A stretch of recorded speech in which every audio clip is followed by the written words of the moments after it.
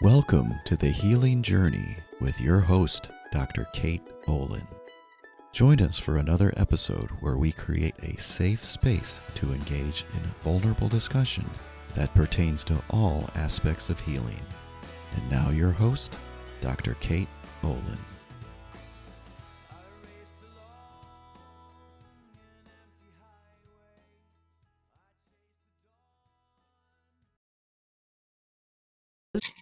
Hello and welcome to this episode of the Healing Journey, Healing from Alcohol.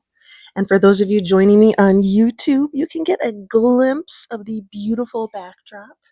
I am in Lake Placid, New York right now, where I attended the wedding of my cousin. It's been beautiful. We had a magical weekend. And it's been awesome, and there's been lots of honest discussion. When I started talking about this episode I've been creating, I found that it really opened the conversation, and several people really identified with the struggles that I've also had pertaining to my relationship with alcohol. Now, as I was planning this podcast, I knew one of my first episodes would be about this topic because, much like food, I also have a complicated relationship with alcohol. And I know that I am not unique in this matter. Food and alcohol are two of the most accessible substances that humans use for self-soothing. They're both relatively cheap and they are abundantly everywhere. And just like food, I also believe that moderate consumption of alcohol is perfectly healthy. But from my experience, this justification of drinking can be a slippery slope. What was once an occasional treat can quickly turn into a daily habit, and over time, that has the ability to turn into a physical addiction. And I have worked with people who are physically addicted. Their body cannot function without alcohol, and that is a scary place to be. And watching someone slowly kill themselves with booze I liken it to watching a horror movie. It is sad, it is hard, and it is scary and messy. It can be a long, painful process, not just for the person going through it, but painful for the people who witness this process. Now, as I was preparing for this episode, I asked my friend ChatGPT to gather me some facts. Now, back in 2019, the average American aged 15 and older drank on average 5 gallons of alcohol per year, meaning pure alcohol, which is equal to approximately 1,000 alcoholic beverages per year.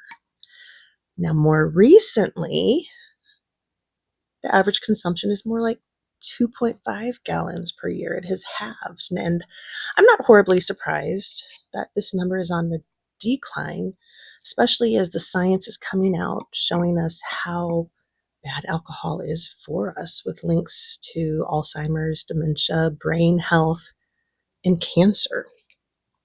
So I have noticed that the younger generation does not seem to be as horribly obsessed with alcohol as the other generations were, or as my generation was back when we were in college. And back then, I remember each week I was looking forward to decompressing with my friends in the form of getting drunk, not just a couple drinks. The goal was to be intoxicated because, we worked hard. We deserve to play hard, right? We were having fun, playing drinking games, going dancing, letting our hair down through reducing our inhibitions with booze. And it was fun until it wasn't.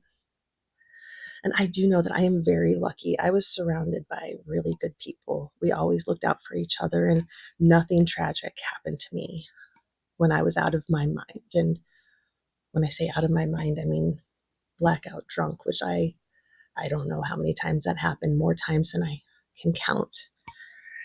And although nothing tragic happened, I can tell you that plenty of embarrassing things happened. I don't even want to get into it. It is embarrassing, and I feel a lot of shame about some of the things I did when I was drunk. Now, I like to think now about how back then my brain was not fully developed, because we actually don't fully develop our brains until about age 25. So that makes me feel a little bit better. But, I know I'm not the only one who feels this way.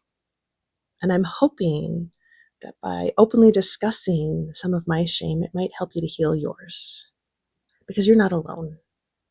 And we are definitely not the only ones with embarrassing drunken stories. So I began to wonder, why were we so obsessed with alcohol? And I think there were probably a lot of reasons. It was the forbidden fruit. In other countries, the drinking age doesn't exist, and it doesn't seem to be a problem there. But here in the United States, there's a drinking age of 21. And it felt like if we could drink, or if we were drinking, then we were grown up, right? That's how our parents and their friends seemed to have fun, with booze.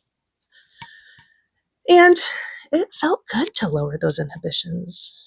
But what I have learned is that the anxiety that follows a night on the town is not worth it. I like to refer to a hangover as a self-induced flu. Now that's pretty accurate, isn't it? And I have lost count of how many times I was never going to drink again.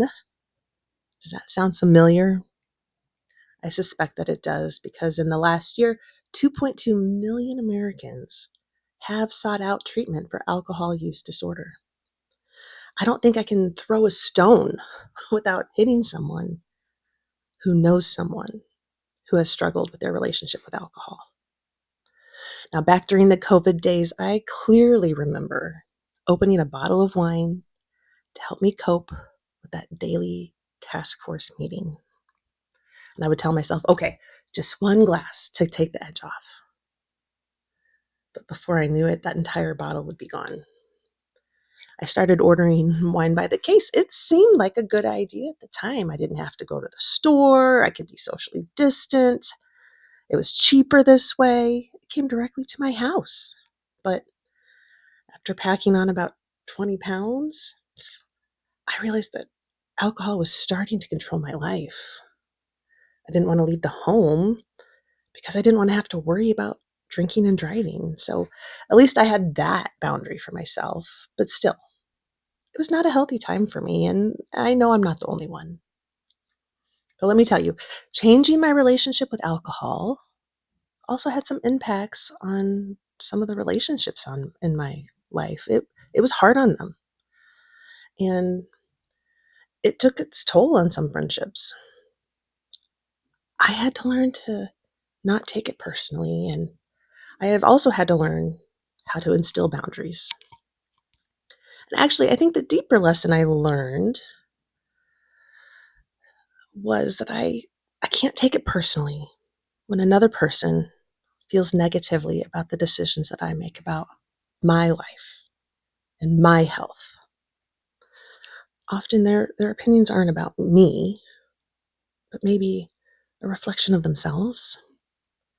My new friend Todd Kinney, author of I Didn't Believe It Either, One Dad's Discovery That Everything is Better Without Alcohol, discusses this phenomenon beautifully in his book.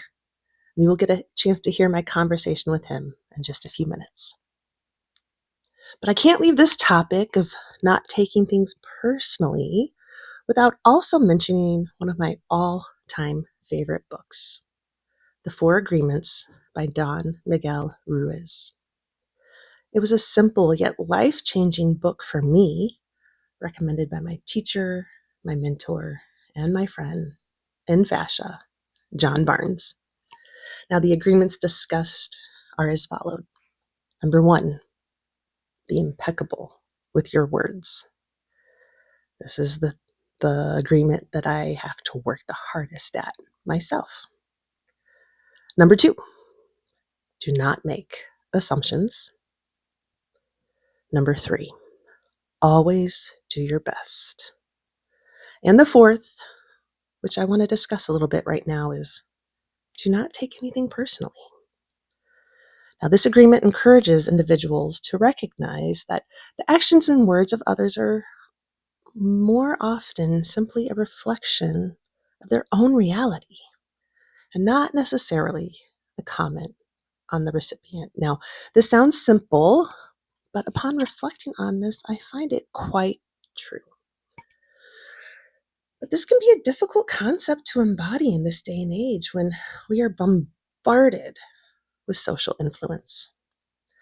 Alcohol is frequently advertised as being linked with celebrations and positive social experiences, and it can be real easy to develop a case of FOMO. That means fear of missing out. So, many alcohol advertisements portray drinking as a way to enhance social gatherings, mark special occasions, and express joy and excitement. This association is a common tactic used by the alcohol industry to make their products more appealing.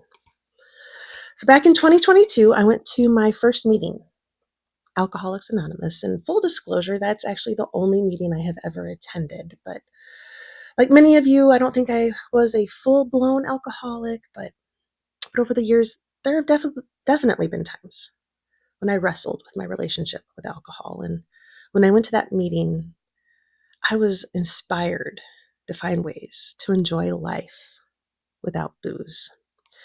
Now, if you see me around town, I just want to disclose I am not saying I'm never going to drink again. I don't want to be a hypocrite.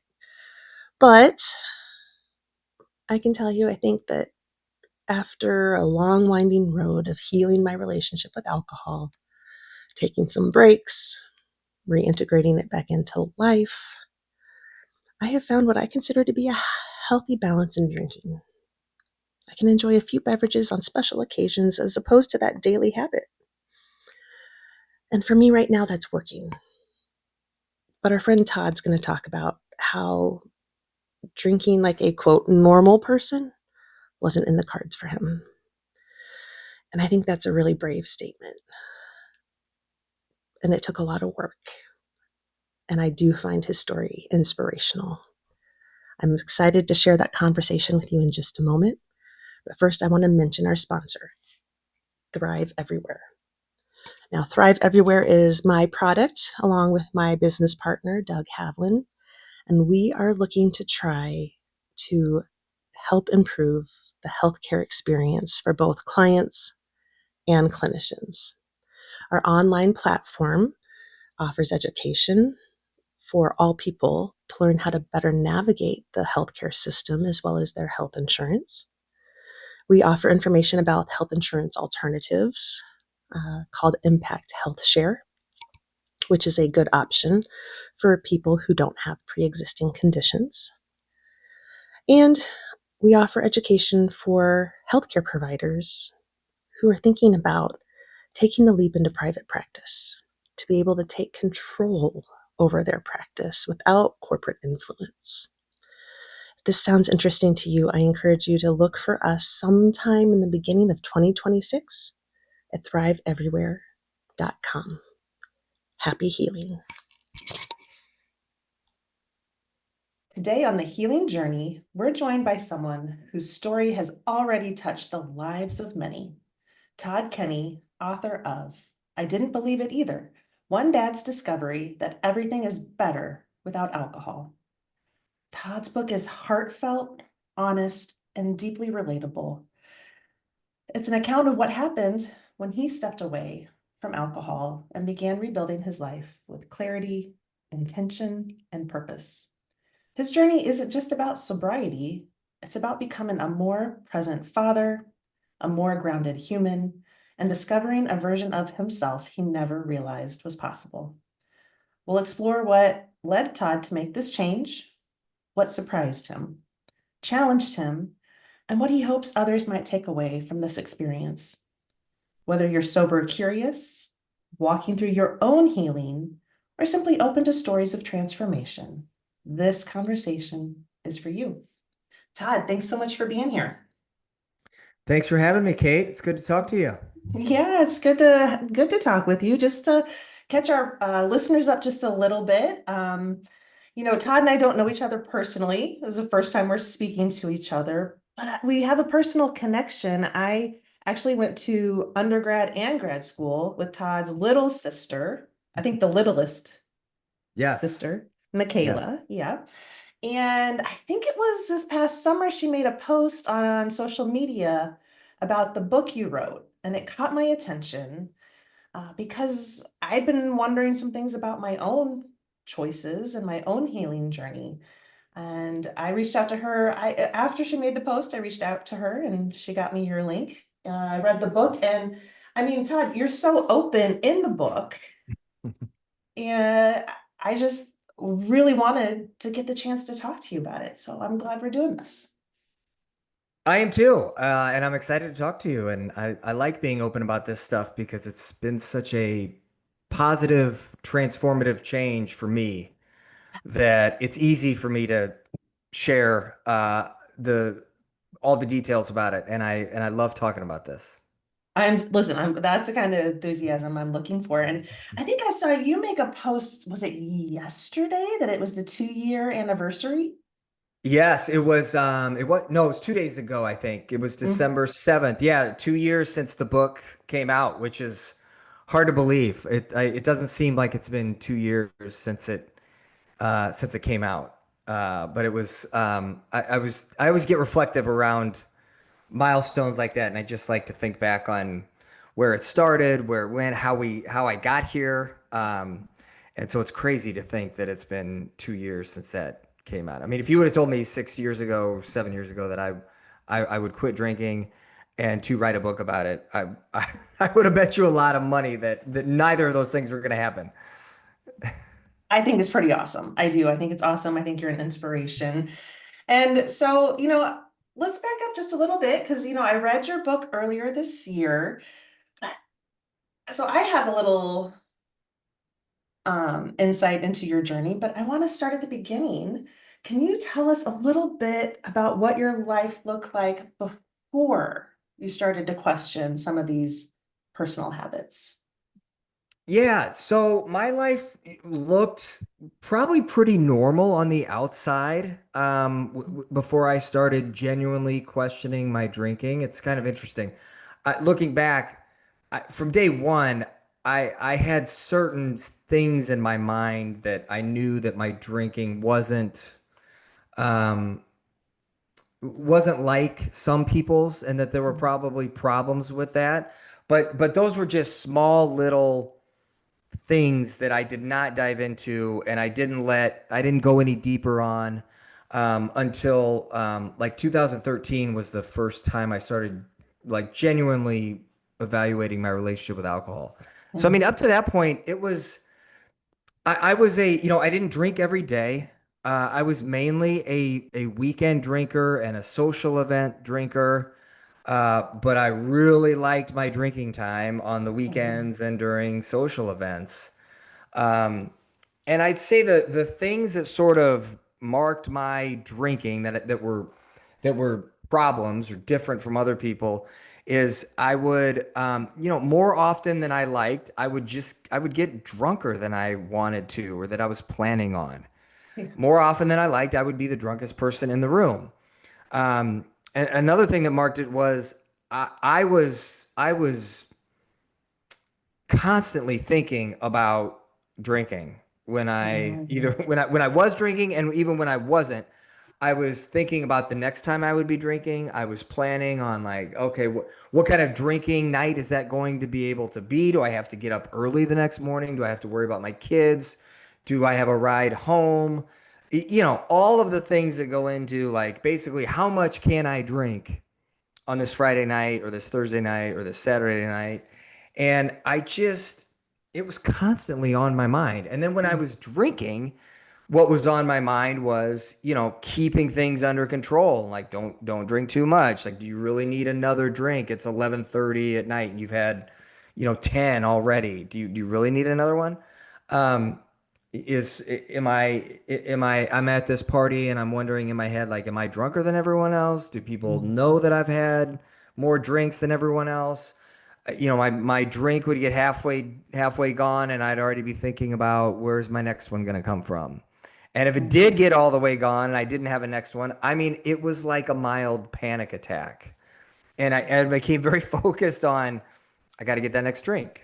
I was always I call it my race to nowhere in my book. I had this kind of feeling of I got to hurry up and get to this place of being buzzed or being drunk or whatever. I just had to hurry up and get there. And so I was just really, I think more than normal people are, really preoccupied with my drinking activity. And so it took up a lot of space and energy in my head.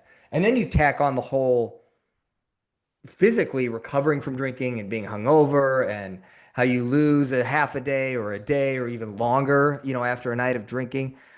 That was a whole nother, set of issues. Um, Yeah. so it was, You, it took up a lot. It took up a lot in my life, even though on the outside, I probably looked like a normal professional suburban dad. And my drinking may not have looked all that abnormal. Um, and it sometimes it wasn't abnormal on the outside, but on the inside, I had all this stuff going on with my drinking that eventually caught up with me. what I'm hearing is your habit of drinking was controlling you instead of you controlling the Absolutely. drinking. Oh, it absolutely was controlling me, to extents that I didn't fully appreciate and wasn't aware of at the time. Yes. Yeah. And you know what I'm so glad you mentioned the race to nowhere because that was a chapter where I was like, oh yeah, like I feel this, and I've grappled with my relationship with alcohol, very similar journey to yours, not completely, not completely, but I think that is personal and we all can take a moment, I think, right now to reflect on it because you started the conversation. It is a relationship and it can take Yes. control and it can be fine. Some people can have a couple drinks and that's fine. And sometimes that's not fine, you know. So, you mentioned you look like a normal suburban dad, and something else that identified with me in your book was when you were talking about your professional life and how you got there. And um, you had to go to grad school, you were in law school, which is a lot of pressure. Mm-hmm. And listen, I have some attorney friends in my life, and I think that there's a lot of pressure in that field. Do you think your professional life had any influence over that need to decompress or that perceived Yes. need to I decompress? do. I do.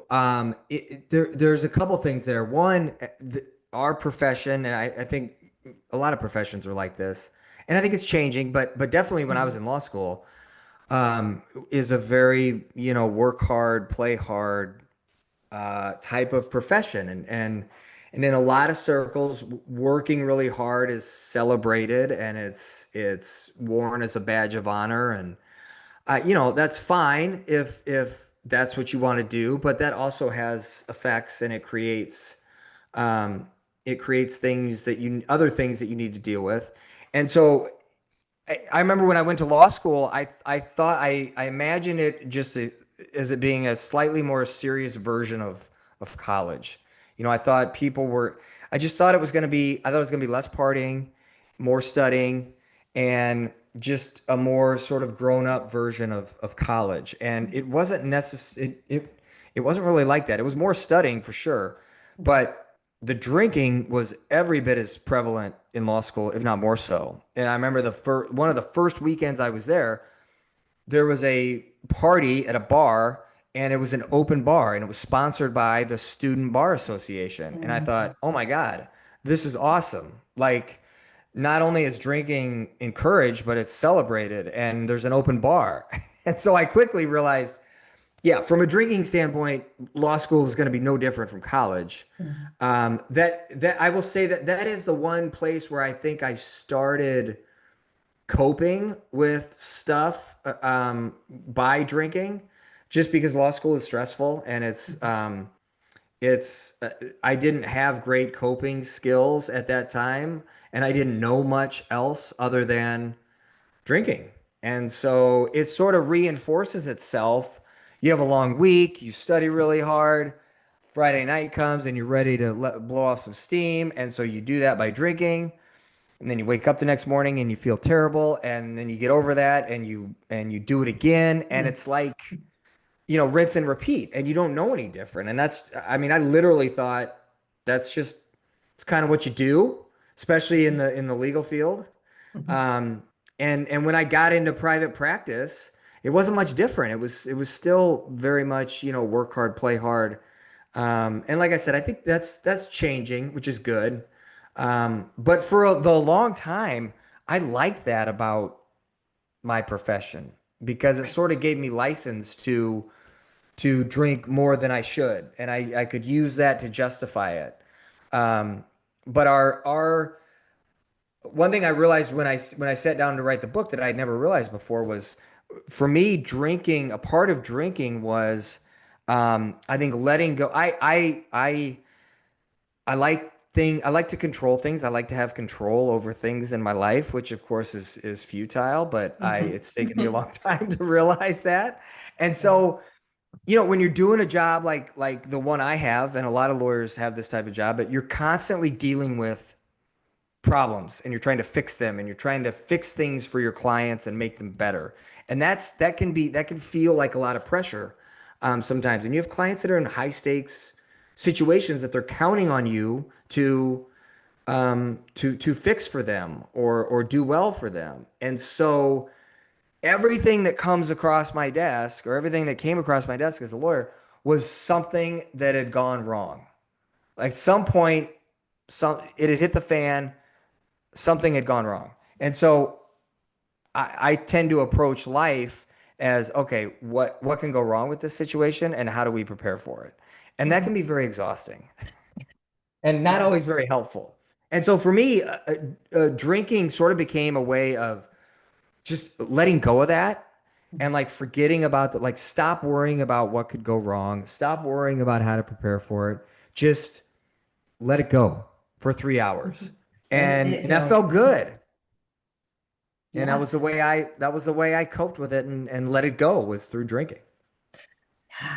Well, there's so many things that you said that, I identify with. And I think, I guess the point that I wanted to bring up though, and I don't know if you know this, but I'm a physical therapist. I teach part-time at St. Louis University, and that's has been my 5th year doing it. And something I've picked up on over the years is I don't think the young people are as obsessed with alcohol as our generation was, because it definitely was a part of the culture. You were getting through that week to go to that happy hour or go to that frat party or you know, whatever it was, but that was like the finish line for the week. The finish line for the Right. week was that beverage Yeah. that turned into too many very often.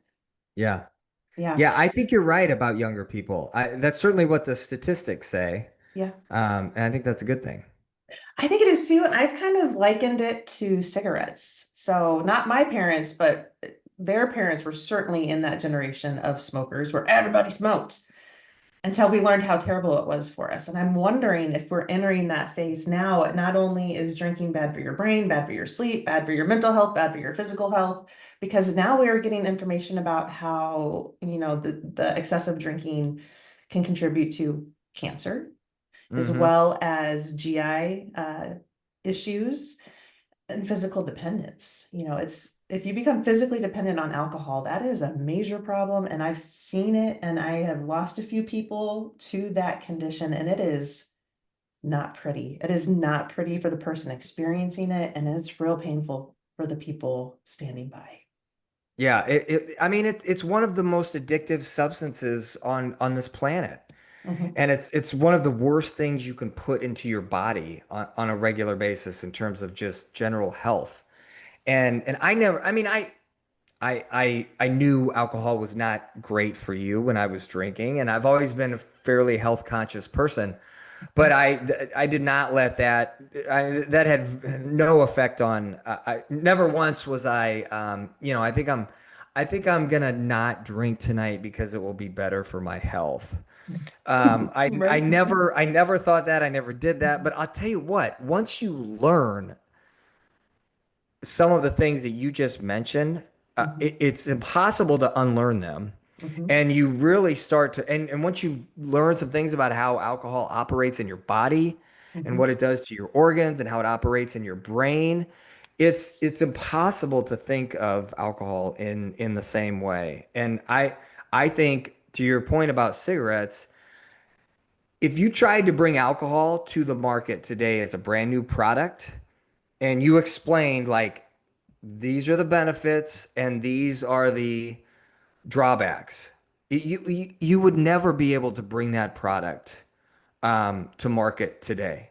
People would look at you like you had three heads, um, and it's really interesting once you kind of dive into that. And I had never, I didn't know about the cancer link. Mhm. You know, it can increase, it does increase your chances for like seven different types of cancer Yeah. and not a lot of there was a poll that came out I don't know a year or two ago and 50% of Americans did not know that alcohol was linked to seven different types of cancer. So there's still I don't know as a society how much we understand about alcohol's effects, but it's I think you're right. As we find as that becomes more well known and more mainstream, it's really hard to turn away from that. Yeah, the comparison to cigarettes, as a kid, I remember going to restaurants and you could choose the smoking or the non-smoking Yeah. section, Yeah. right? And Yeah. think about it, a restaurant, alcohol is a big part of their revenue. There's a lot of people Oh who yeah. financially depend on alcohol sales. So I don't know that I'm saying we need to ban this, that I would get a lot of blowback. But I mean, like cigarettes and also like sugar, we're learning a lot about how sugar is terrible for our bodies and how, I think like with moderation, there are definitely times when it's perfectly fine and acceptable, but it's so easy for that slippery slope. Now, I Yes. wanted to circle back because you brought up the point about if we brought alcohol to market today, it might be a hard sell. And something I've been thinking about a lot is this new product in a market in a lot of states, which is THC or marijuana. And I've started to wonder, like, I will be honest, in my own head, I thought, oh, well, marijuana is not as bad for me as alcohol. you know, I've fallen into that um not necessarily accurate thought. But when it comes to what you want to do, sometimes that brain can be powerful Yeah. at convincing you what's okay and what's not okay. And I'm just wondering, we have this new market of marijuana, and I've wondered if that's part of the reason younger people aren't as interested in alcohol because they have access to something else that doesn't leave you feeling like you have a self-induced flu the next day, right? Right. But also, and just, I'm not touting marijuana, especially not for young people, because if you use marijuana before the age of 25, there is a chance that there are going to be permanent effects on your brain because our brains are not fully developed until at least age 25. So I just feel like I need to make sure to mention that fact as well. But yeah, I'm curious about what we're going to learn about that product that's new to the market. Yeah, I do think that's part of the reason why younger people are drinking less alcohol. I know that has something to do with it. And you know, I look, I would never even with alcohol, I would never say you should not, you know, you should not drink alcohol. You should not use marijuana. What people are free to do whatever they want. A lot of people Mhm. can drink alcohol and it occupies a perfectly um, you know, normal space in their life and it does not cause issues. And that's great. You know, I was not one of those persons, but they're out there, and I'm sure there's people with the same way with marijuana. Yeah. Um, the way I think about it now, which is much different than the way I thought about it when I was drinking, was because I have a funny story real quick about marijuana. Oh, I don't think it's in the book. oh, I'm I excited. I I I used marijuana once after I quit drinking, and I was at a social event, and it was a huge party, and I was feeling this was like 6 or 8 months after I stopped drinking, and I still was not very I wasn't super comfortable in socially, and I mean Mhm. it seemed like every single person there was intoxicated or impaired somehow except for me, and I felt Mhm. very awkward and out of place, and so I I did some marijuana that night, and I never had a bad experience with marijuana throughout my life. I didn't use it a lot, but I enough, and I Mhm. never had a really bad experience, um, except that night was an awful experience Oh with it. no. And it was what I discovered was I hated the feeling of being impaired, which is Mhm. funny because I used to like chase that feeling. That was part of my race to nowhere. Right. I used to like that feeling of a little bit of impairment. And that night, I could not stand it. And I just wanted to get out of my head as quickly as possible. I wanted the buzz. It was more than a buzz. I wanted it to just go away. And I woke up the next day and I was like, boy, this is really reinforced that I'm making the right decision with drinking because it Mhm. just really shocked me how much Mhm. I hated the feeling of being impaired. And so the way I look at, marijuana and that stuff now is it's fine for if people want to do it. I would not want to do it. One, if it made me feel impaired, and two, I would be very um, anxious about using it as a crutch. Right. You know, Yes. long I day feel at it. work. Mhm. Let me take Mhm. this gummy that's going to take the edge off. I mean, yeah, that sounds appealing in theory, but um, what I've realized since I stopped drinking was there are so many other healthier ways and better ways to take the edge off. Yes. Yes. And What? so Mhm. that's how I look Yeah. at it now. Yeah, as you say that, I've been grappling with my own relationship with alcohol, and over the summer we had an event to go to, and I felt similar to you in that, okay, I don't want to drink, and I packed some LaCroix that I could put in a koozie, so it looked like I had a beverage, so then so I had like my armor, right? No one's gonna ask me Yeah, why I'm not drinking. It kind of looks like I'm drinking. But I decided to take a gummy before going out, and I'm going to tell you, it did not go very well for me. I did not feel good about that situation because, like really. you said, yeah, I mean, I think THC and alcohol are very different. And what I learned from that experience was I should not try to be social. Like, and I mean, not that I never do it when I'm at a concert, like that's a different kind of social than engaging with people in the community at a street fair. I was not happy with how that went for me. So, I think we're all trying to figure it out. I'm trying to find my own personal boundaries within, enjoying life, and feeling comfortable with how I'm enjoying Right. life too. So, Yeah. I think well, anything that takes away from you being present mm, wherever you are, mhm, um, isn't great on balance. And correct. and and maybe and some people may not feel like that with alcohol or marijuana, but I know that's what it did for me. And Mhm. but it also took me a long time to get to a point where I was comfortable feeling present in those same social situations that I'd Mhm. always drank at before. Yeah, So it changes the social dynamic. And I mean, I'll be in my situation, there was some social, I don't want to say upheaval, that sounds more dramatic, but it it became clear to me that my choice to change my lifestyle had caused some very strong opinions in other people. yes, that's a good way to put it. Thank you. I was trying to think of how to say it. I mean, does that, I think you speak to some of that in your book. Can you tell me a little bit about your process navigating that social landscape? Yeah, that was an interesting process because I was not expecting it. I that was not on my list of things that I thought I was gonna have to deal with if I quit Mm-hmm. drinking. I was thinking of a lot of things in the sort of in the physical, like how physically hard is it going to be for me to go to this social event and not drink? And that part of it was not very difficult. I did not have a lot of times where I was, like white knuckling something and being like, I physically feel like I need a drink. That really didn't happen. But socially, um, it was very awkward for a period of time. And it made me realize how much I relied on drinking as a crutch when I was out socially. And it Mm. also made me realize how many things I did that I didn't really enjoy simply because I could drink. Mm. Mhm. And when you Mhm. take alcohol away, it's like, well, no, I don't want to do that. I don't want to go to this thing Mhm. anymore. And really, you never wanted to go to it in the first place, but I did because I could drink.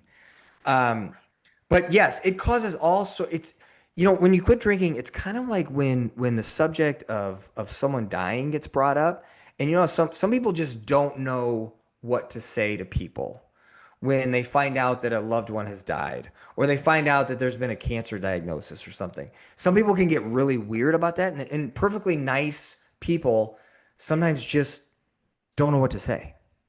And I found that to be the case with some when you quit drinking. They don't know what to say. They don't know how to handle it. They don't they you get a lot of, well, just so you know, I don't drink very much either. And it's like, look, I don't I don't it, care. whatever. I don't care.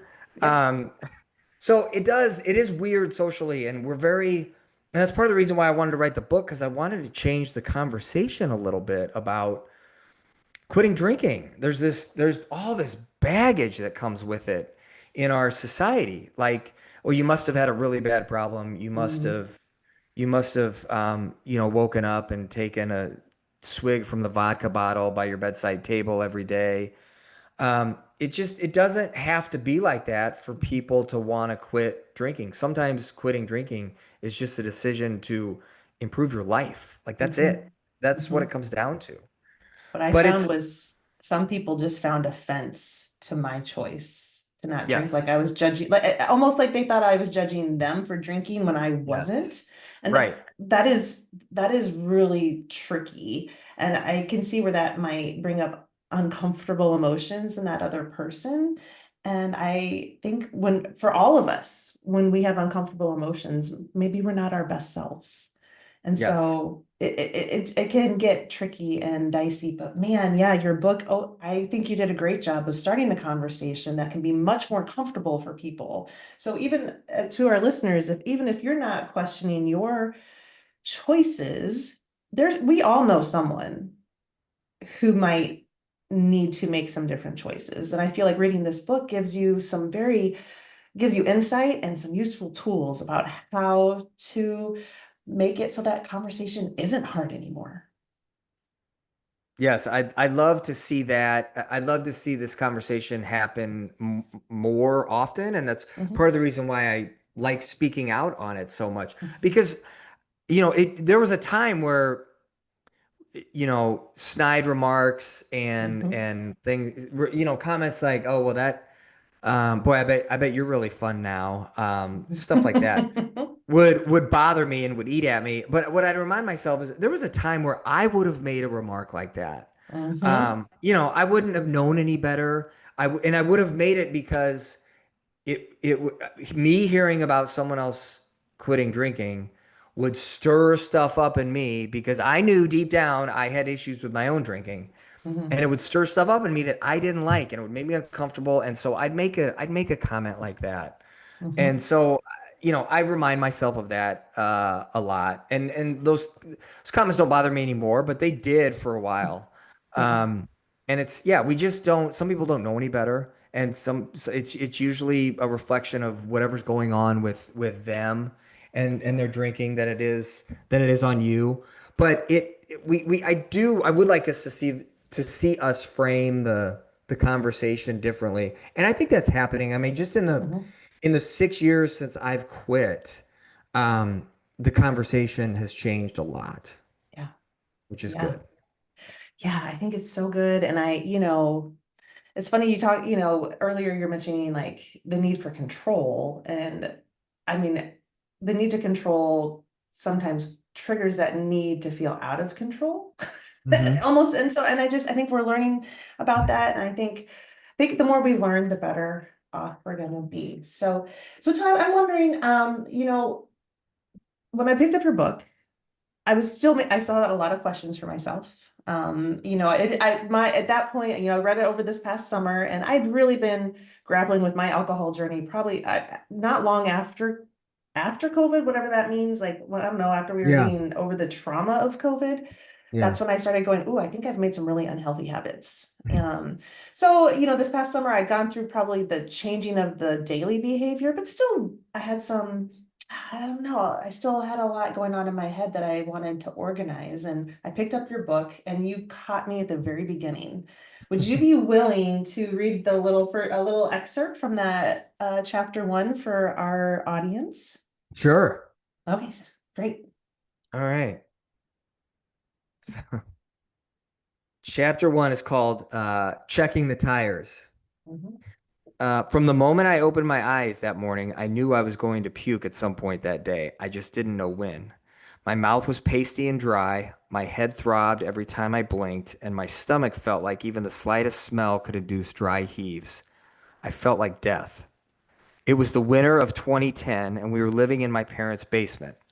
My wife Beth and I were building a house and had sold our previous one, so we needed a place to live for, we thought, 6 months. But it turned out to be 9 months. We had 3 boys at the time, all under the age of 6. My parents, in a move they probably still regret to this day, graciously offered up their house. Luckily, they still lived in the big house that my siblings and I grew up in.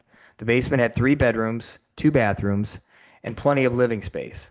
But if you ever want to really discover how destructive little boys can be, move into someone else's house.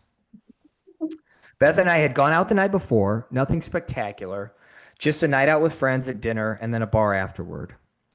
More than enough time to get shit-faced, though. As I lay in bed dreading the inevitable puking episode, I tried to piece together the latter stages of the night. I remembered dinner, and I remembered the first hour or so at the bar. After that, things got sketchy. I remembered bits and pieces of conversations, but just moments in time. I didn't remember getting home. Beth drove, right? She had to have driven. I had no idea how drunk she was, but surely she wouldn't have let me drive home. Was she mad at me? Did I make an ass of myself? Did I say or do something stupid? Did we have to leave early because I got too drunk? Did my wallet and cell phone make it home? The all too familiar self interrogation took place inside my head. God, I read that and I felt like it was me on that page. I felt like it was me on that page. And, you know, I, as I look back and I think about how many times I've been, quote, blackout drunk, or how many times I've barfed because of alcohol, it just breaks my little heart. Like, what was I doing to myself? You know, so I feel like you hit the ground running with your book and you hooked me. And man, if people are listening and if that hooks you, I encourage you to consider picking up the book, because these are complex issues. These are complex issues. And we're, like Todd said, we are trying to start the conversation.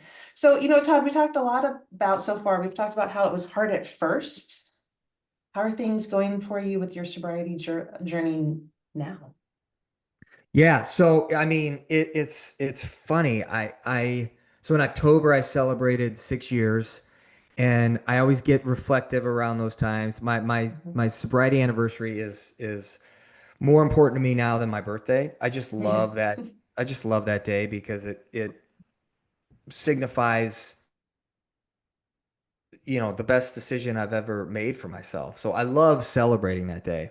And this past sober anniversary, I was thinking about how much less I think about it than I did in that first year and even that second year. And it just little by little, it just starts to become who you are and how you live your life. And you just think about it less. And on the one hand, I like that because it's very easy. Social situations that were really difficult at first, now I don't even think twice about. But I also I want to make sure I never lose sight of sort of that first year and what that first year was like, because the one thing I would go back and tell myself in those first like 4, 5, 6 months that I learned that I didn't know then. The one thing I would go back and tell myself is, hey, these really awkward situations and these times where you're feeling like, this kind of sucks not drinking. And why is everyone at this party having a good time and enjoying their alcohol?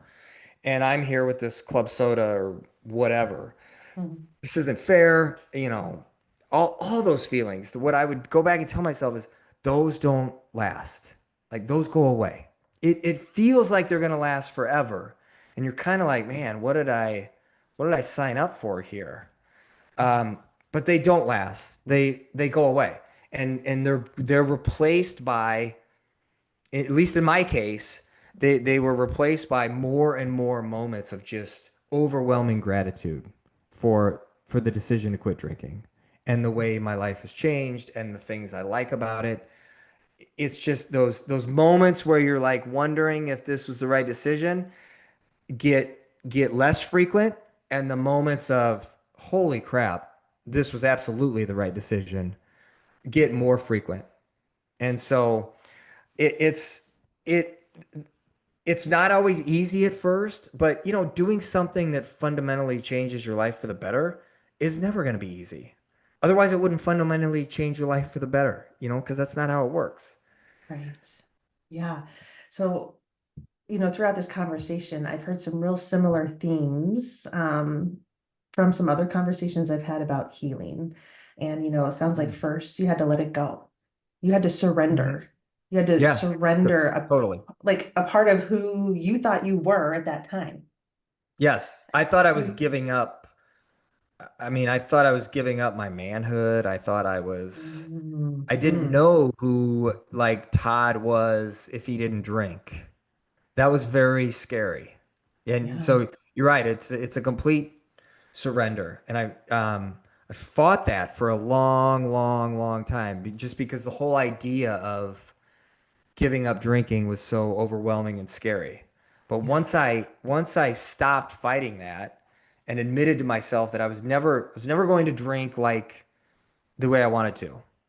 I was never going to drink like a normal person. Just it not in the cards for me. Not going to happen. Yeah. It'll never happen. Once I acknowledged that and admitted that and surrendered, like you said, Mhm. I mean, I felt a huge, huge weight off my shoulders. Yeah. Now, you bring up a concept that I am really interested in exploring a little bit, but let's not spend too much time here. But you said you felt like you're giving up your manhood. Do you think that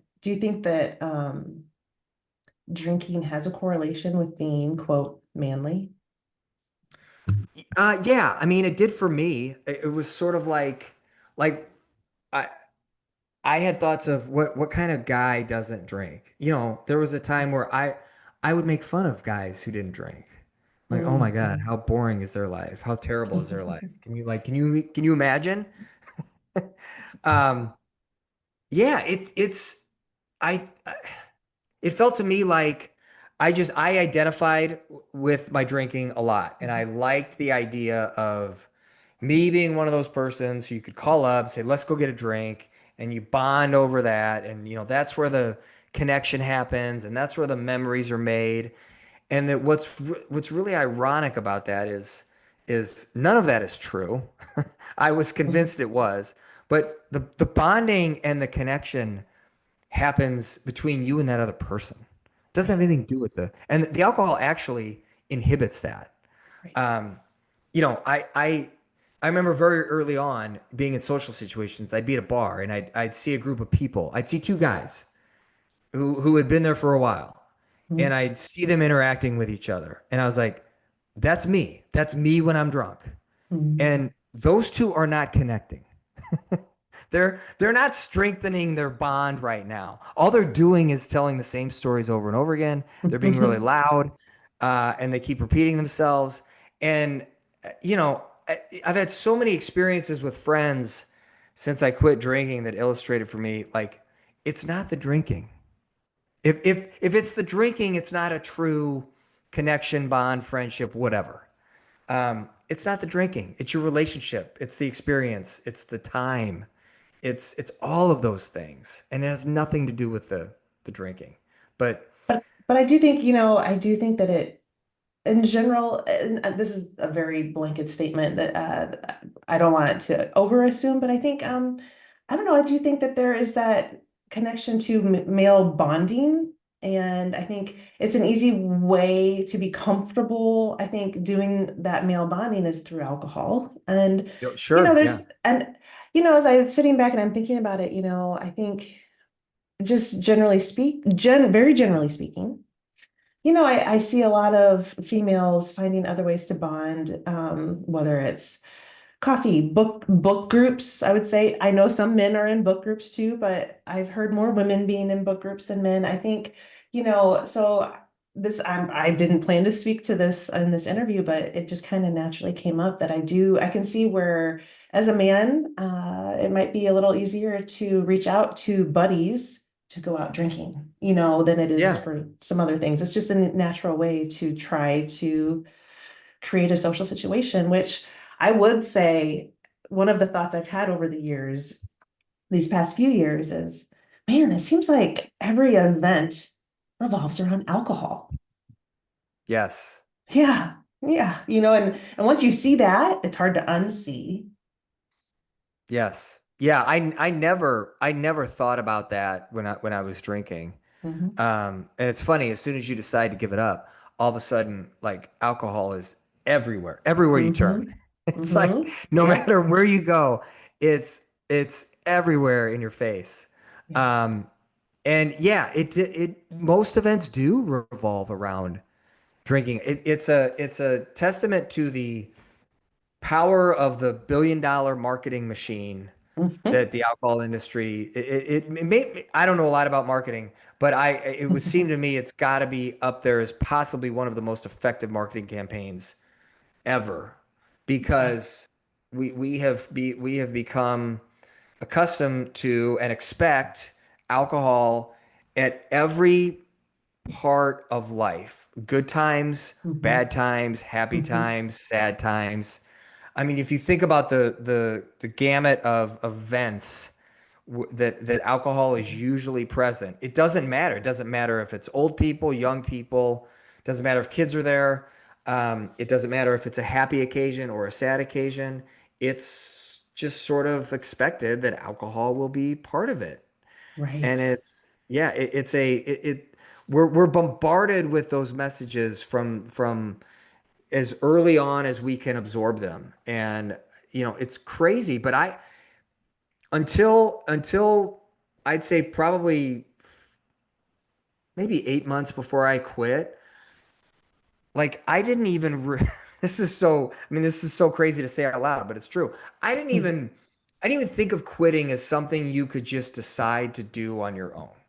Like to me, it had to be that you got thrown into a rehab facility, you lost your job, you got thrown in jail, you lost your family, like something had to precipitate such a drastic decision like that. It was like just deciding to do it to improve how you feel was like I didn't even know that was possible. Yeah. I mean, I think we are of a generation where it was ingrained in us. Yeah. Yeah. And Yeah. you're talking about the marketing campaign, and listen, I'm going to give a little precursor to a future episode that I can't wait to have, but the marketing campaign of pharmaceuticals and the marketing campaign of alcohol. Let's A talk lot of about some parallels. successful marketing campaigns. A lot of parallels. Yep. Yep, yep, but we're not going to go there today. We're not going to go there today. But man, you were talking about letting go, surrendering, and how that helped you to be more present, and how that helped you to feel more gratitude.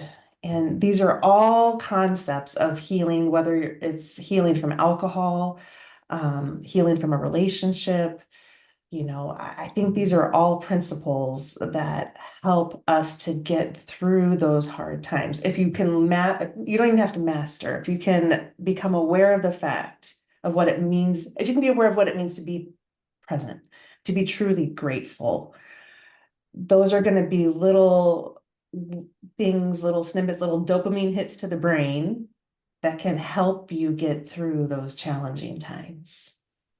Yeah. And I will tell you that the gratitude that I feel now as a non-drinker is is unbelievable, and something I didn't expect and something I didn't know I needed. Mm. But it's one of the best things about this whole adventure is I just feel so immensely grateful that I made this decision. And I'm a little over 6 years in, and I still feel immensely grateful, and I hope that never goes away. I don't think it will. But you can't buy that. You can't that's just it's one of the best things about this whole thing. I started a thing. I talk about this in the book. I started a folder on my phone called Sober Grateful. I think that's what it's called. Where I was just struck by all these moments in the first year or two after I quit, where I'd be in a moment and I'd think this wouldn't be happening if I hadn't decided to quit drinking, and I'd take a picture to document it. Mm. And that's just been. I sometimes I go back and look at some of those pictures, and just every time I do, it makes me smile and it makes me feel grateful again. And gratitude is just one of I think the best things we can learn to appreciate and get good at living in. And it's Mm. so much easier for me to do that since I quit drinking. Yeah, as you're speaking, a quote came to my mind, a quote from my mentor, John Barnes. His saying is, without awareness, there is no choice. So you have found a way to be aware of this gratitude through your clarity, through your sobriety, and now you are choosing gratitude. That's Yeah. beautiful. Yeah. It gets easier. Um, I think the longer you do it, Mm. I hope anyway. It seems like it does. It gets easier to um, see things through a grateful lens. And I always say to myself when something bad happens, like, all right, if this is the worst thing that happens to you today, it's Mm. probably gonna be a pretty good day. Or if this is the worst thing that happens this month, that'll still be a pretty good month. Yeah, yeah, absolutely. And and I would also agree, the changes I had to implement, they were hard. They were hard, and it's different than the changes you made. I still have alcohol in my life and occasionally enjoy a cocktail because I really do love it. It's not that I don't like it, Yeah. but I like it better now that I have reframed that Right. relationship. And it's much easier now than it was a year or two ago for me, that's for sure. So listen, Todd, thank you so much for coming today, for sharing your heart, your honesty, and your story with us. Your journey is a reminder that healing doesn't always arrive in dramatic moments. Sometimes it's just a series of small choices that build up to transform life. And your book has given so many people permission to question old patterns and imagine something better for themselves. I am so grateful for your openness and for the hope you bring to others walking this similar path. And to our listeners, if Todd's story resonated with you, you can find I Didn't Believe It Either wherever books are sold. And as always, thank you for being here on the healing journey. Todd, thank you so much for being here. We really appreciate your time. Thank you. All right.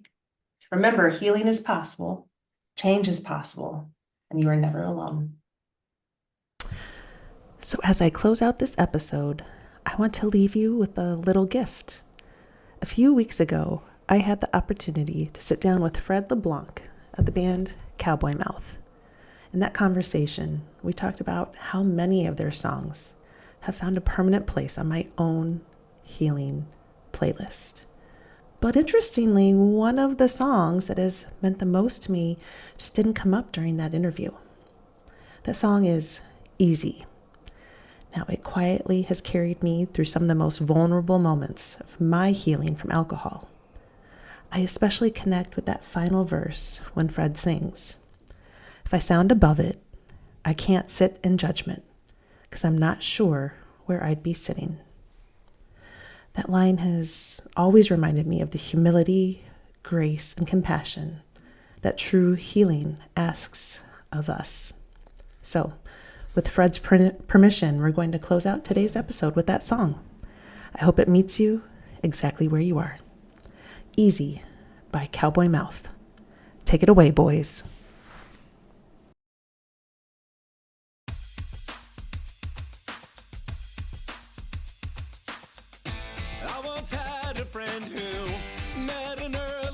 into a kind of modern way of thinking. He wasn't taken from us, yeah, he's still among us, but he lives for drugs and drinking.